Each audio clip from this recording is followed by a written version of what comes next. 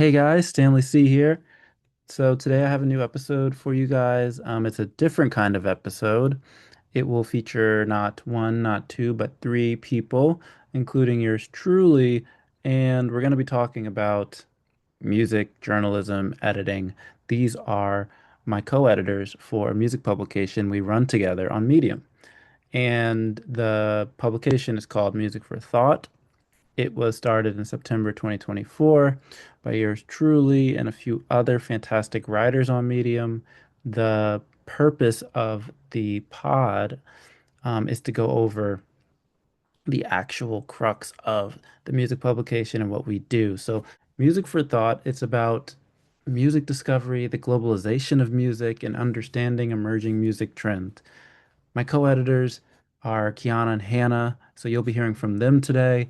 They're talented writers, they're amazing editors, and they're even greater people. So it's a real pleasure to get to share one of our conversations with you today. I have the pleasure of talking to them all the time, and we share a group chat.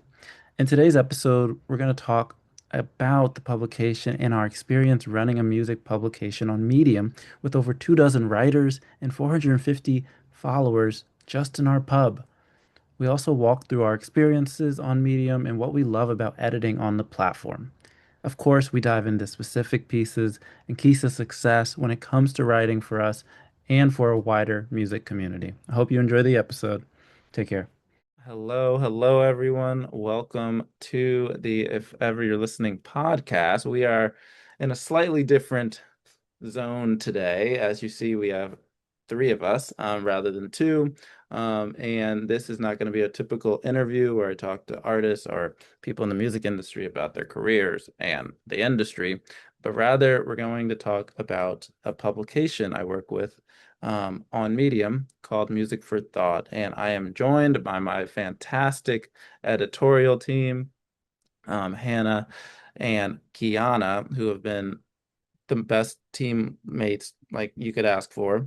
And what I want to talk about today is both kind of what the heck Music for Thought is, but also what we look for in writers, as well as our thoughts about music more generally. So thank you guys for joining me today.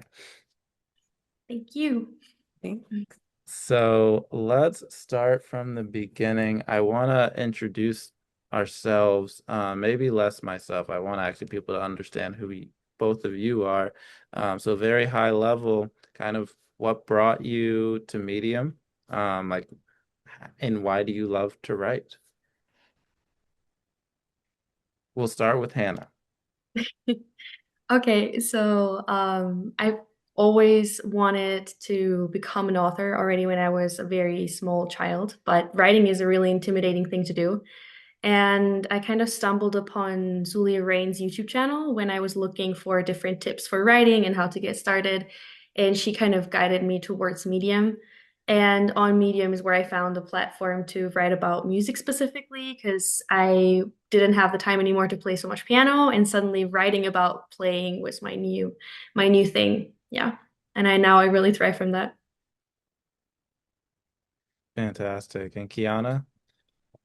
I I found out about it honestly on TikTok in like 2020, and I talked myself out of joining because I was like, what am I going to write about? But after I had my son in 2023, it became kind of like a therapy thing, like who am I in this season? And I've always been interested watching like music breakdowns on YouTube, so I was like, I could just write about that, and it kind of just became a life of its own.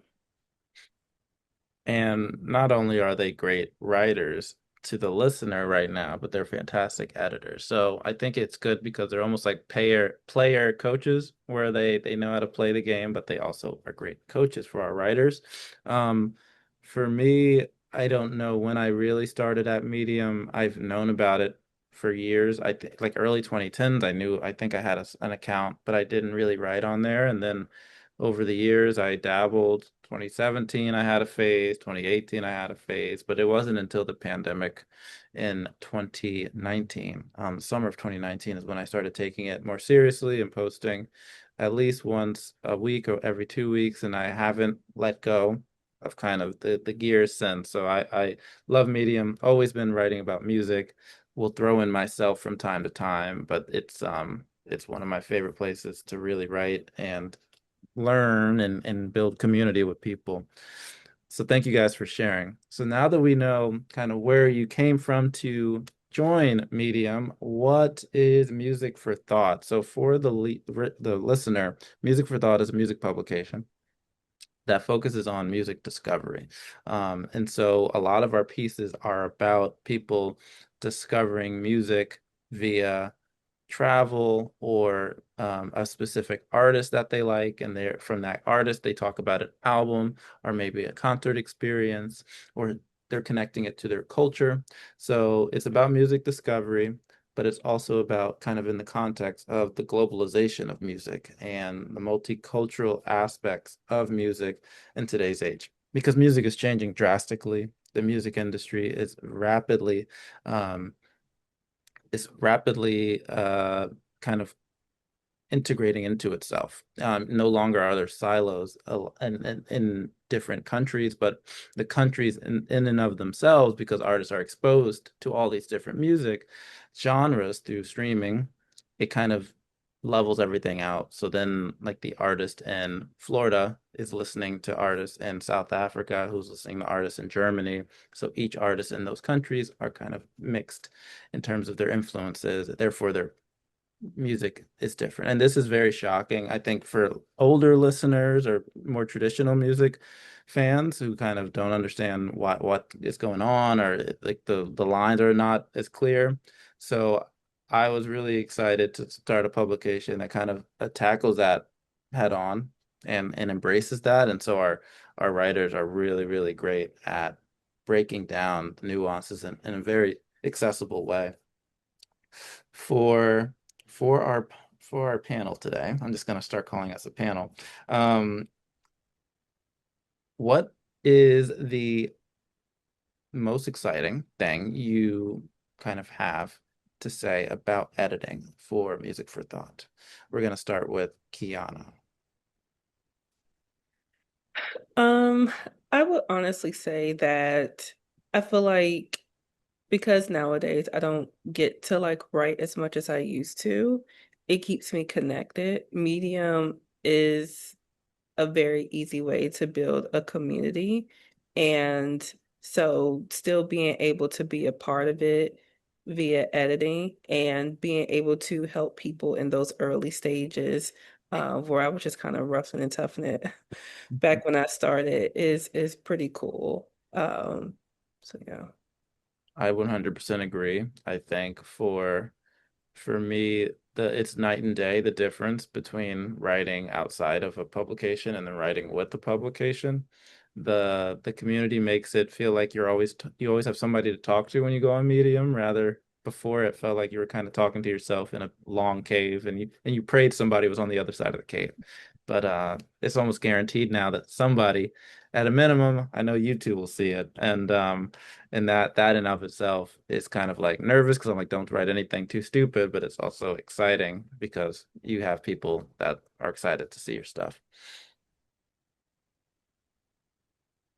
I think for me, the most interesting part about Music for Thought editing is in the community that is being built, everybody writes from their own angle and their personal view, but they all have their context that they're coming from. Like somebody's writing about culture, somebody's writing about feminism, somebody else is writing about a specific genre, or I like to write about vocal techniques, for instance, and everybody has their own lenses. But you're kind of viewing the same artists or the same or similar kind of motions that the music industry is going through.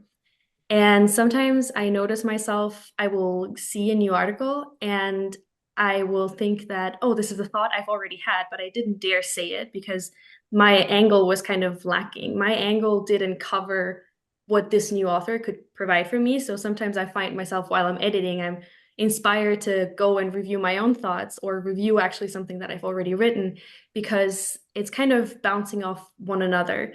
I love, for instance, recently there was a Sabrina Carpenter article and I always love to read about her, but specifically because I feel like, oh, this was my thoughts and somebody else mirrored it, and I was too insecure to write about it. But I'm so glad somebody else had the courage and the background information to provide to me. what they were thinking. So I think it's not just community, but like the ideas get forwarded almost naturally. It kind of develops its own, yeah, interesting string of thoughts. Yeah. Amen. Amen. And to that point, before I get to the next question, I had the same feeling with somebody who wrote about Bon Iver recently and Justin Vernon. And it was like he was a friend of mine going through the same motions with the band because I think we were of the same generation and kind of had the same experience. But it was all about how what his life was like during each of the albums. And it was so, so amazing to think about the amount of people that have had those experiences, but also how unique their experience is to the music that we all listen to. So, having the chance to then work with these authors is really, really special. And anything we do to help kind of bring our knowledge about publications, editing, publishing, a lot of it is also kind of stylistic updates. It seems small in the moment, but over time, I've seen it really do wonders for writers and really help improve the visibility of their work. Okay, next we are gonna have Hannah start. Or I think it has to be me now. But we're gonna have Hannah start. What are the common mistakes you find when it comes to editing on Music for Thought? I think the most common thing is when you put an image or an audio or a video, you maybe forget the link and then you don't cite it properly. I would say that's the most common thing I see, and maybe also not making full use of the subtitles sometimes. Sometimes I feel like there could be more SEO help, like more SEO specific wording in the subtitles, or the subtitle could be a bit different from the header so that different audiences might be attracted by the two. Kiana? I feel like same, because I was thinking formatting, Mhm. is like a big thing, but like because Medium has like so many different tools, and when you're new, not only do you probably not know that, but don't know how they function. So trying to communicate, and those private messages, you got like a character limit. So trying to communicate like how to do something, and I feel like it kind of it's not technical, but I feel like it probably sounds that way when you're like new, and it's like, what are you talking about? So formatting, I think is like the big thing, like structuring the article, because what they're saying is good. It's like, let's break this up. Yeah, I want to echo both of those two things. I think one of the things that I don't see writers do almost ever, and I mostly forget a lot about this too, is kind of going into settings and updating the SEO on like the back end of the settings. So that's something. Sometimes I'll just go in and do it for writers. But definitely highly recommend going in there and changing what the SEO title would be so that when people are looking it up, you don't have to type in the title. You could type in what SEO would be, the search engine optimization for the article. For instance, if you're writing about Sabrina Carpenter, more broadly, you could type in the SEO Sabrina Carpenter and name the album. And so anytime people look up the album, they'll find your piece. Or if you're writing about um, a more general kind of like idea, like pain and music. You could the SEO could be the artist that you're referring to, so that when people look up the artist, they'll find your piece. So those are little tricks you can do to make your life easier, both on me, because Medium is really good at SEO. That's the secret. They're better than most of the competition, if not all the competition in this not in music, in this writing publication space. So take advantage of that. For our next question, what are great articles you've read? And we kind of were already hinting at this, but what are some great articles you have read in the publication recently? We'll start with Kiana. Oh, let me think. Recently, honestly, I think I read one of Hannah's articles last night from like November. I can't even think of the title of it. Mm, mm, the Taylor Swift one. That's what it Ah, was. Oh, yeah, that was I was good. I like, feel honored. Thank you. I was up at like 3 a.m. reading it. But yeah, Hannah's a really good writer. Very entertaining to read. So, Thank you I so much. Yeah, no, Hannah, she's a rock star. It's if you have not read her stuff, today's the day to start. On a weekly basis, you will be entertained. I would say one of my favorites in the last couple months was about the decolonization of music. Mm. Um, I'm trying to find. I don't want to. Oh, it was Lucy, the Oracle, and it's a long piece. It's almost 20 minutes, but it's like if you have an afternoon or you like have a free morning for like 30 minutes, I would read it, take your time, go through it, because what it's really talking about is where kind of our ideas on the hierarchy of music came from and how that translates into like the commercialization of music, which translate into our perception of like what good music is. And she challenges those ideas and makes you challenge your own ideas. And it's really, really enlightening and illuminating, and the type of articles like Hannah was saying earlier that make you rethink things that you've already thought about, I think are the most powerful. So that would be my rec.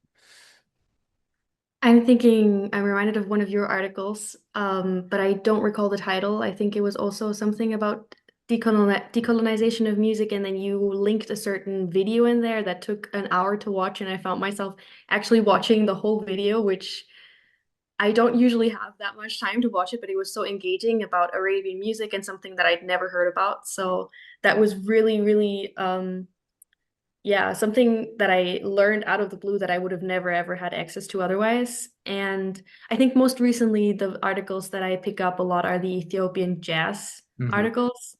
I just edited one on a fascinating woman who lived in Jerusalem, in Switzerland, and became a nun and is writing jazz music. And I've been listening to her so much. And had I not had the pleasure of editing it, I would have never even had that on my Spotify. So, yeah. It's a gift. You guys are providing us gifts. The writers are insanely talented. So we do want, writers to come. If you're like, I write about stuff like this and you're listening, find us. Well, the link will be in the description. For our next question, what are you listening to these days? What is on Kiana's and Hannah's playlist? Ooh.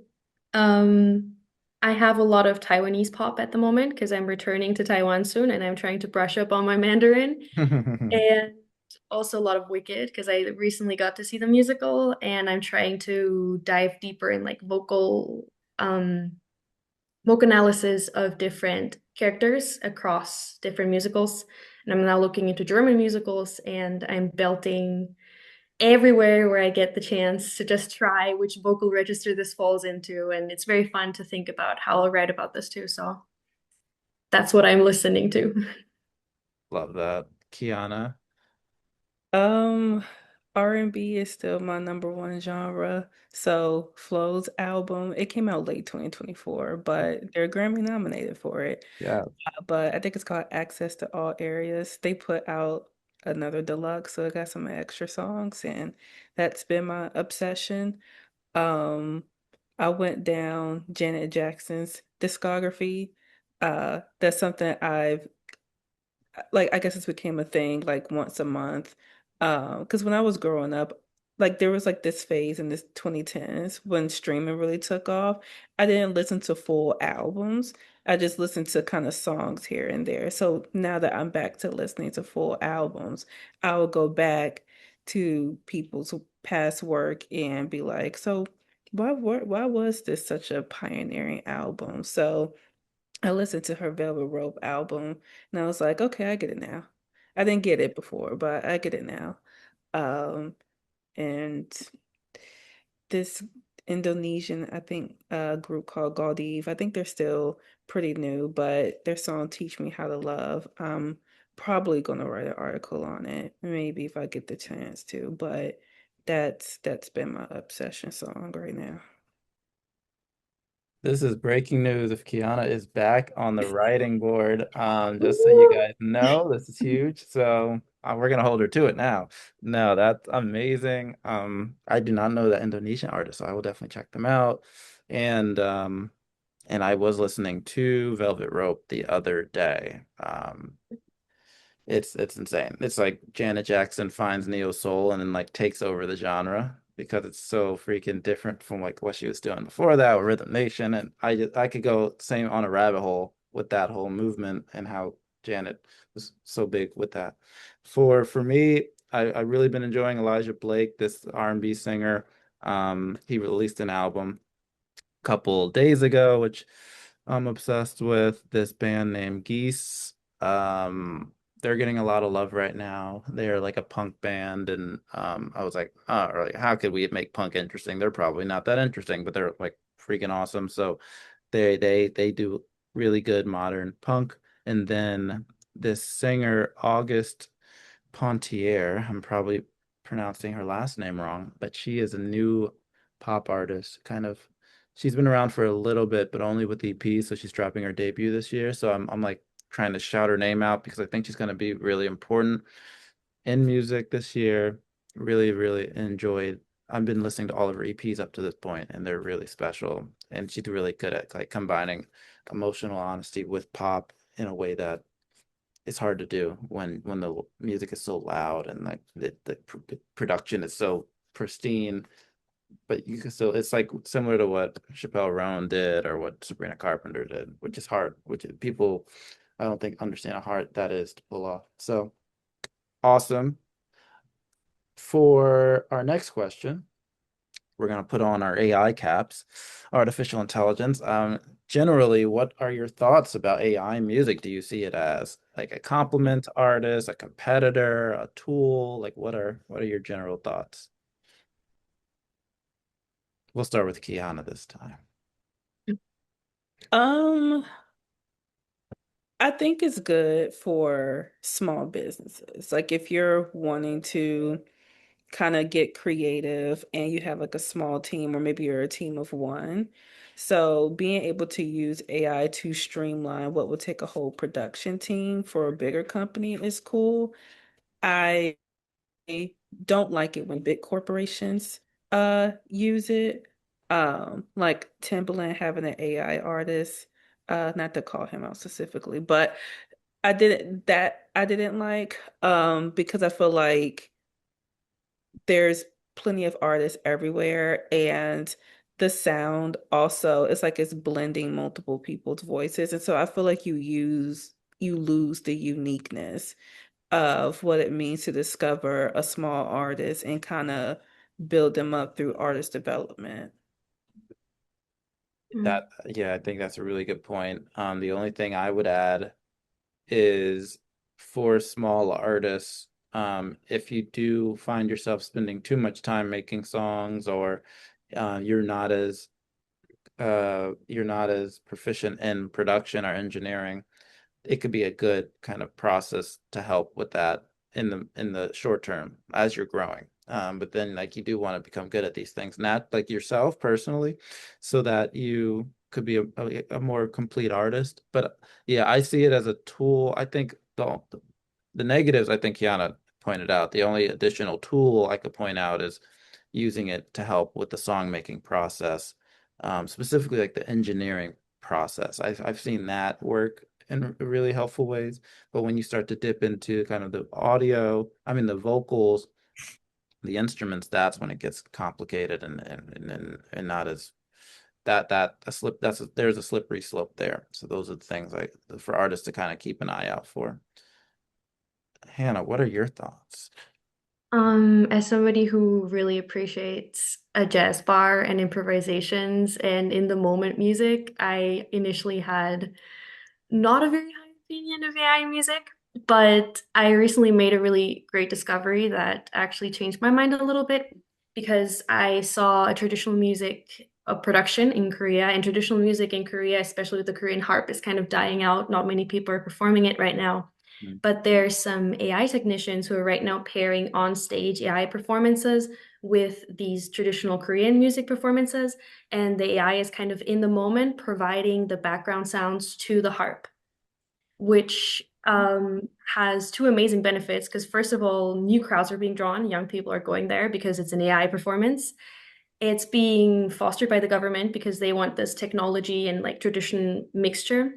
And it actually helps revive these old traditions that would have otherwise been dying slowly. Because people in Korea love to learn the guitar and the piano, they don't want to learn the traditional Korean harp.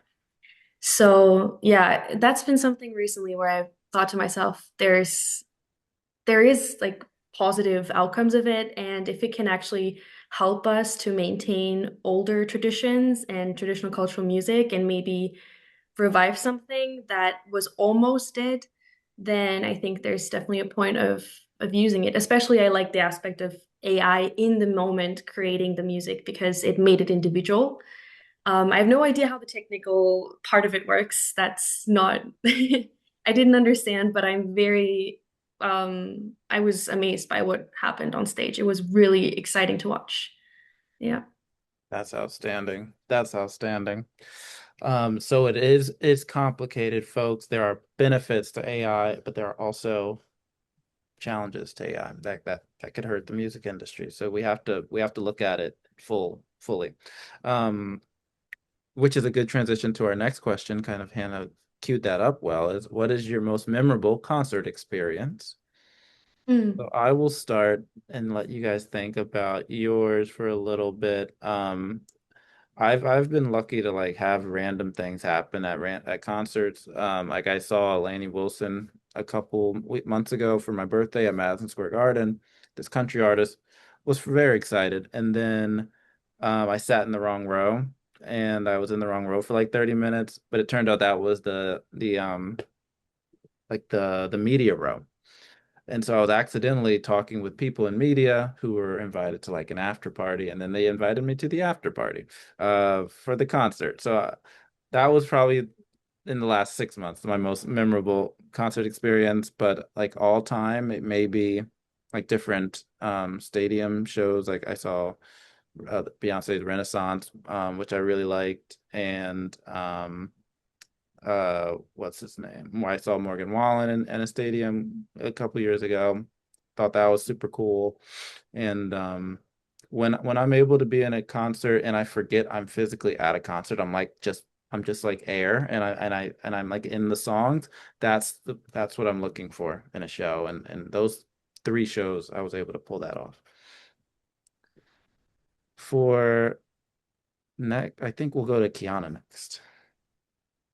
I am unfortunately not a huge concert goer, but I will say some of my fondest memories of I'm from Augusta, and so we used to do this thing called the Power Fest. There was two of them, but the Power Fest I think was the bigger one, and Genuine performed there. Wow. Um, so typically like different artists, sometimes they're local, sometimes they're smaller, but Genuine's came before, Boosie's came before.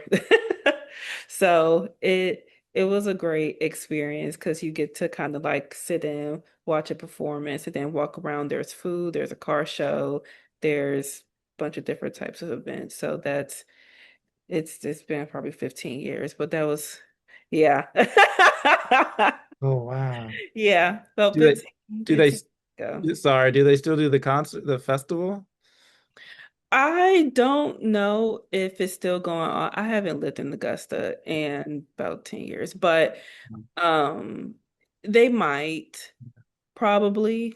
But I think in like the 2000s, 2010s, that artists still kind of appreciated Augusta, and so they would like, add that stop. Mm. But I think Atlanta has fully pulled people away. So unless you're there for the Masters, I don't think people really swing by Augusta too much. Only golf lovers, darn it. Yeah, yeah. That's so cool though. Shout out Genuine. Hannah? I'm so jealous of the American concert scene. It's insane here in Europe. We only get like the teeny tiniest bit of it. So whenever any American talks about their concert experience, I'm like, I've been waiting for years for these artists to come. They don't. So I guess my concert experiences are way smaller. I usually think of like when I was a child and I used to go to a Chopin concert. That's a very Austrian thing to do. Or Mozart performances in Vienna. That's something like very traditionally Austrian. But I think my most memorable concerts were in Taiwan Mhm. because I don't typically like mingle in festivals in Austria a lot because it's typically a lot of drinking and I'm more of a jazz bar type of person. But in Taiwan, everybody gets to join in. And I remember very vividly there was this one concert of a band called Flesh Juicer, which is a hard rock band. And I'm not a hard rock person and I don't speak Taiwanese that well, but they have such amazing like group performances where everybody has these orchestrated dances and you just join in and it's not like a harmful atmosphere. Everybody just has fun and there's no like alcohol or whatever involved. It's just a fun atmosphere of everybody enjoying the music together and having fun. And even me as a foreigner could join in. So that's something really, really memorable for me. That kind of was one of those moments where music transcends language and transcends culture. And you just come together and dance in a circle, and you don't even know what the hell you're singing, but maybe you don't need to. That was very fun to me. That's amazing. That's amazing. Yeah, and I think Austria doesn't get enough credit from the geniuses that came out of that area for music. Mozart, being notable, but many, many artists from Austria. So, what is your Mount Rushmore of your favorite artists? I'm trying to think who would be going next. Because we started, I think, with me, so we have to now start with Hannah. Okay, that's an interesting start because when I heard about that question, I was like, first I have to Google what Oh Mount yeah, Rushmore. I know true. what Mount Rushmore is, but I was like, what does it mean to an American person? I know. And then I was like, Austria doesn't really do gigantic rock politicians. We don't have that. So we're really cautious with our nationalism. So I was like, Yes. what do we do here? So I thought of the big four in Austria, which is Wolfgang Amadeus Mozart, Joseph Haydn, Franz Schubert, and Gustav Klimt. That's our like Mount Rushmore, I guess, Yeah. which is so not cool in comparison to Mount Rushmore. And they all just have their graves in a central cemetery, so I don't think it compares. So I picked my like female legends, I would say, my personal ones, which would be Aretha Franklin. I have, I think, all of her LPs, and I just love listening to her. Ella Fitzgerald, because any day is good with this, with one of her songs. And then from the newer generation, I guess Nora Jones and Diana Krall are people who I really love the sound of their voices, how they use their voices, and how they reinterpret the older jazz songs. So that's my female jazz Mount Rushmore, not so Austrian. Great list. Kiana. I see that topic on Twitter X so much, and I always go back and forth. But I guess for my personal one, I feel like there's the one and then my personal one. Just for you. Britney Spears, Beyonce, Let's go. The Weeknd. Ooh. This fourth person, this fourth spot I went back and forth on, but I think it's probably Chris Brown. I think it's Chris Brown because I put it together based on like what artists do I love that any album of theirs I can just listen to, Mm. and that's how I narrowed it down. And now you said you don't go to concerts. Now I'm sad because Chris was on a huge tour last year, and I'm sure he was in Atlanta. I would have Times. several days in Atlanta. No, I do this question because it's really to help me understand like who I'm talking to. But personally, I don't like it because it does limit kind of how many artists we do appreciate. So 100%, it could be way more. It could be like 20, 30. I've written a piece called My Mount Rushmore, and it was like 10 artists. And then I made like three more, like part two, part three, part four, because it was really just like who I like. But if I'm thinking about like all time, who I really resonate with, and um my four, and I'm gonna throw in a controversial figure, but it's the music, and I do love, I would be lying. Um Guess which one is the controversial figure? It won't be hard. First one is Frank Ocean, Lauryn Hill, Kanye West, and Elton John. So you can kind of guess.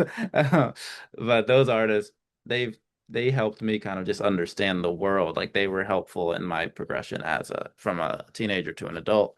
Their albums, their singles, their interviews, it was really, really, really beneficial. So if I had a mini Mount Rushmore, like a little like tabletop, that would be the people on my Mount Rushmore. I almost made mine, but I didn't like his last two albums. Yeah, that could hurt. That could That's hurt a why bit. he got booted. Almost, I almost, but he he lost. he lost out. He lost out. The last question, I thought of an interesting question, not a typical question, but I think it connects to our conversation about culture, music, globalization of music, and your appreciation for music and genres.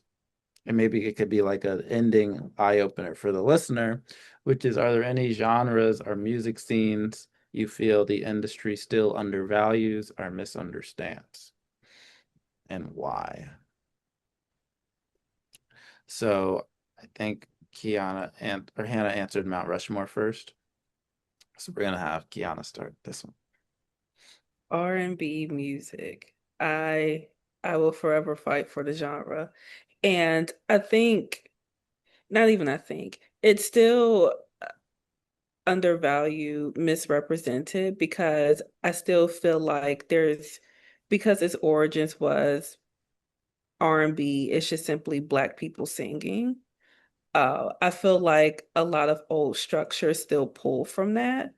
Um, and it very much dilutes or even makes how diverse it is rigid.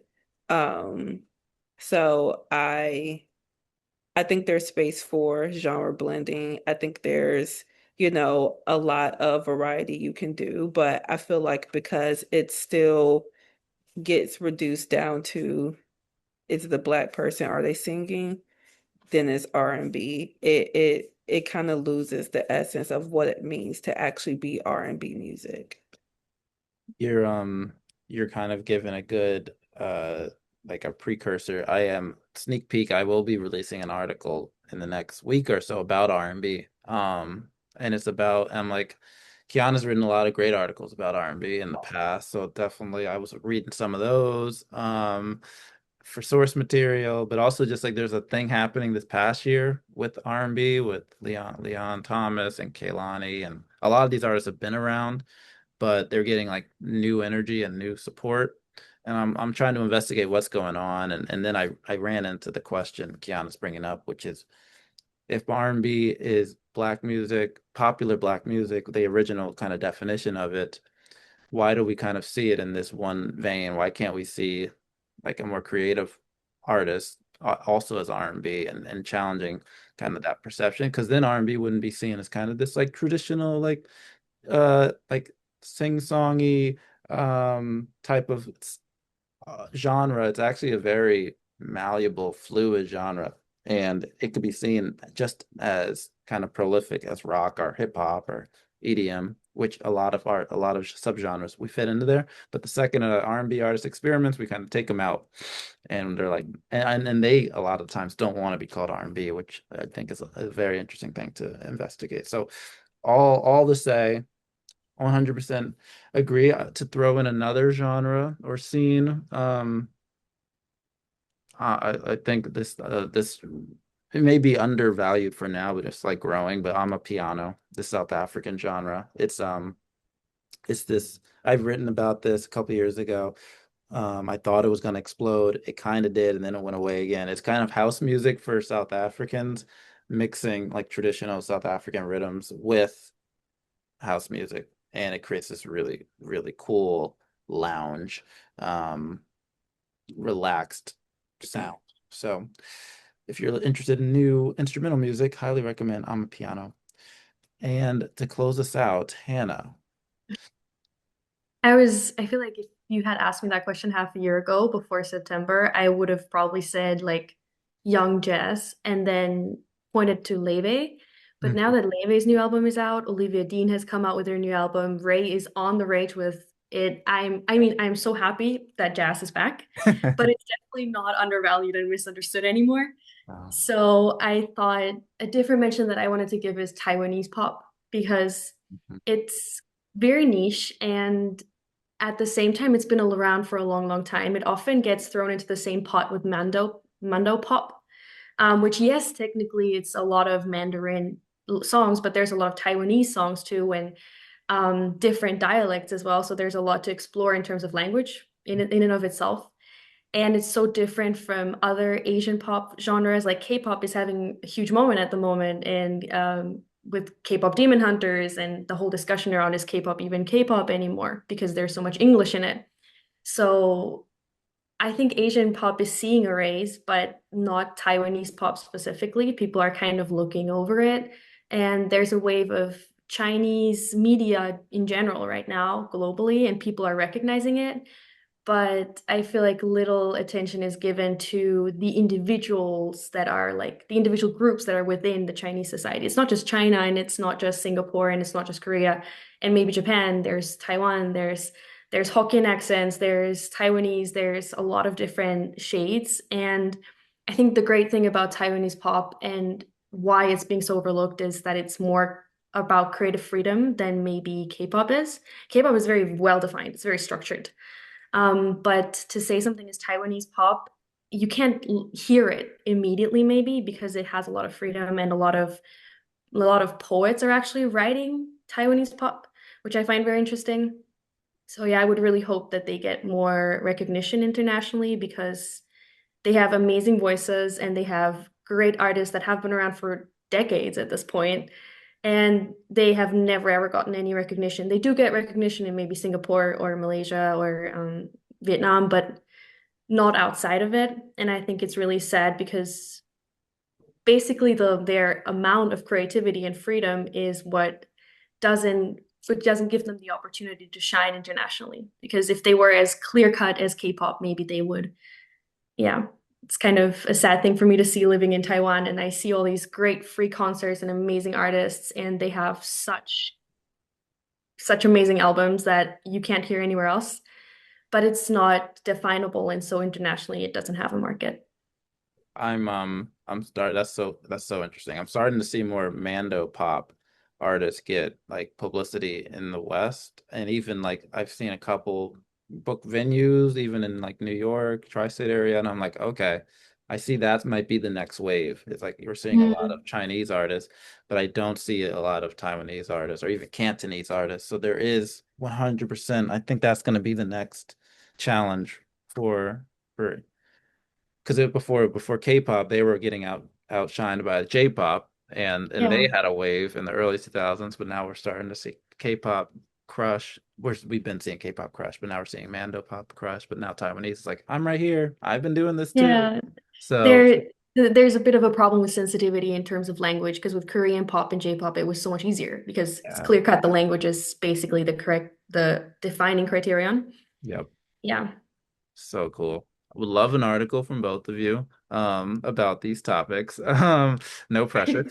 I think you've both written about this actually, so we kind of could share those articles with folks. But the I hope for the listener you learned a bunch about us, about our music opinions, about our passion for music, and if you're not already a reader, we would love to have you read our articles and our writers' articles for Music for Thought.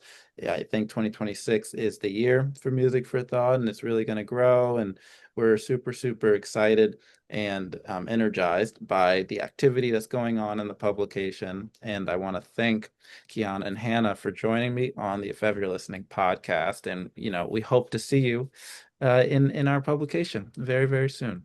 Have a great rest of your day, guys.